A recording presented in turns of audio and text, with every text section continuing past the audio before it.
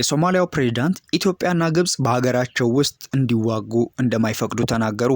የሶማሊያው ፕሬዝዳንት ሐሰን ሼክ መሐመድ በሀገራቸው በሰላም ማስከበር ላይ የሚሰማሩ የኢትዮጵያና የግብጽ ወታደሮች ወደ ግጭት ሊገቡ የሚችሉበት ምክንያት እንደሌለ በመግለጽ የውክልና ጦርነት አይኖርም አሉ። ፕሬዝዳንቱ ከቢቢሲ ፎከስ ኦን አፍሪካ ቴሌቪዥን ጋር በነበራቸው ቃለ ምልልስ ላይ እንደተናገሩት በሁለቱ ሀገራት መካከል በሶማሊያ ምድር የሚካሄድ ጦርነት እንደማይኖርና ሶማሊያም ይህንን እንደማትፈቅድ አሳውቀዋል።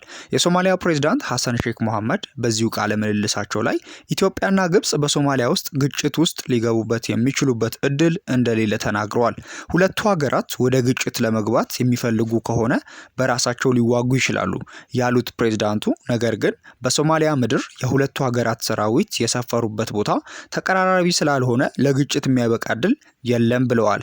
በግብጽና በኢትዮጵያ ወታደሮች መካከል በመቶዎች የሚቆጠሩ ኪሎ ሜትሮች ርቀት መኖሩን የገለጹት ፕሬዝዳንቱ ግብጽ ኢትዮጵያን ለመረበሽ የምትፈልግበት ምክንያት አይታየኝም፣ ኢትዮጵያም በሶማሊያ የሚገኙ የግብጽ ሰላም አስከባሪ ኃይልን ለመረበሽ የምትፈልግበት ምክንያት አይታየኝም ብለዋል። የኢትዮጵያና የግብጽ ወታደሮች ሶማሊያን የጦርነት አውድማ የሚያደርግ የውክልና ጦርነት ማድረግ እንደማይቻል፣ ሶማሊያም ይህ በግዛቷ እንዲከናወን እንደማትፈቅድ አሳውቀዋል። ፕሬዝዳንት ሐሰን ሀገራቸው ለአስርታት ዓመታት በተካሄደው ጦርነት መሰላቸቷንና ተጨማሪ አዲስ ጦርነት እንደማትፈልግም አክለው ተናግረዋል።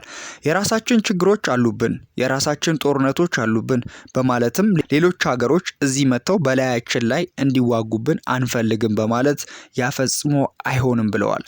የፕሬዝዳንት ሐሰን ሼክ መንግስት በአፍሪካ ህብረት የሶማሊያ ድጋፍና ማረጋጋት ተልዕኮ ውስጥ የሚሳተፉ ሀገራት 11,000 ወታደሮች እንደሚያዋጡ የገለጹት ባለፈው ዓመት ነበር።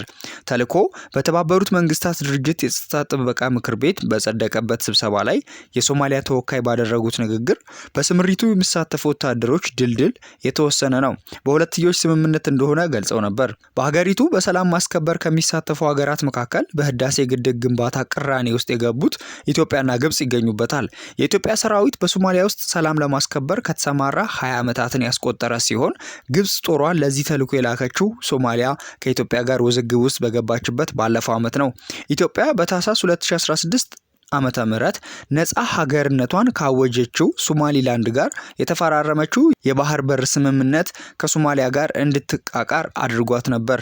ሁለቱ ጎረቤታሞች ለአንድ ዓመት ያህል ባለመግባባት ውስጥ ከቆዩ በኋላ በቱርክ ፕሬዝዳንት አቀራራቢነት አንካራ ላይ በተደረገው ውይይት ከስምምነት ላይ ደርሰዋል።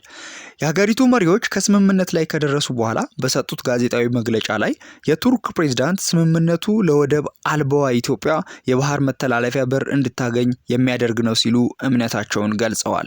ፕሬዝዳንት ሐሰን ሼክ መሐመድ ከቢቢሲ ጋር በነበራቸው ቆይታ ሶማሊያና ኢትዮጵያ መካከል የወደብ አገልግሎት ጉዳይ ንግግር የተደረገበት መሆኑን ጠቅሰው ገና መቋጫ እንዳላገኘ ግን ተናግረዋል።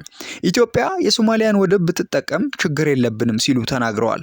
የአሜሪካው ሴናተር ቴድ ክሩዝ ዶናልድ ትራምፕ ለሶማሊላንድ እውቅና እንዲሰጡ መጠየቃቸውን በተመለከተ የተጠየቁት ፕሬዝዳንቱ ይህ የአፍሪካ ህብረት ፓርትነርን የሚሰጥ የተባበሩት መንግስታት ድርጅት ፓርትነርን የሚጥስ ነው፣ ሶማሊላንድ የሶማሊያ አካል ናት ብለዋል። የሶማሊያው ፕሬዝዳንት ሐሰን ሼክ መሐመድ በዚሁ ቃለ ምልልሳቸው ላይ ከአልቃይዳ ጋር ግንኙነት ያለው እስላማዊ ታጣቂ ቡድን አልሸባብ በተደጋጋሚ ግድያ ሙከራ እንዳደረገባቸው ተናግረዋል።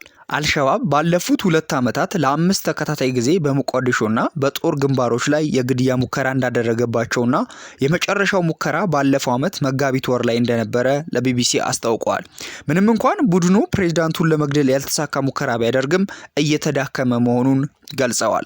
ሶማሊያ በአሁኑ ሰዓት የዓለም አደገኛ አሸባሪዎች ሲሉ የጠሯቸውን አልሸባብንና አይኤስኤስን በተለያዩ አውደ ውጊያዎች እየተፋለመች መሆኑን የጠቀሱት ፕሬዝዳንቱ ይህም ከፍተኛ የደህንነት ተግዳሮት መፍጠሩን ተናግረዋል።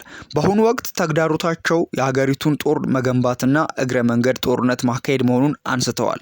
ባለፉት 3 ዓመታት ከአሸባሪዎች ጋር በሚያደርጉት ጦርነት በርካታ ውጤቶችን ማግኘት የጠቀሱት ፕሬዝዳንቱ በርካታ ከተሞችና አካባቢዎች ከአልሸባብ ነፃ ሆኗል ብለዋል። ነገር ግን አሁንም አልሸባብ የተወሰኑ የገጠር አካባቢዎችን እንደሚቆጣጠር አልሸሸጉም። ከበፊቱ ጋር ሲነጻጸር አልሸባብ ተዳክሟል ያሉት ፕሬዝዳንቱ የገንዘብ ምንጩን ለማድረግ በርካታ የባንክ አካውንቶችንና የሞባይል በገንዘብ ዝውውሮችን ዘግተናል ብለዋል። ባለፈው ዓመት የሰኔ ወር የአሜሪካ መንግስት የበርካታ የአፍሪካ ሀገራት ላይ የጉዞ ገደብ ከጣለባቸው አገራት መካከል አንዷ ሶማሊያ መሆኗንና በወቅቱም አገራቸው ለሽብርተኝነት ምቹ የሆነች ተብላ መገለጿን የተጠየቁት ፕሬዝዳንቱ አገራቸው በዚህ መልኩ መገለጿን ፈጽሞ እንደማይስማሙበት ገልጸው ለሽብርተኝነት ምቹ የሆነች የሚባለው ሽብርተኝነትን እየተዋጋን ባይሆን ነበር ሲሉም አገራቸውን ተከላክለዋል።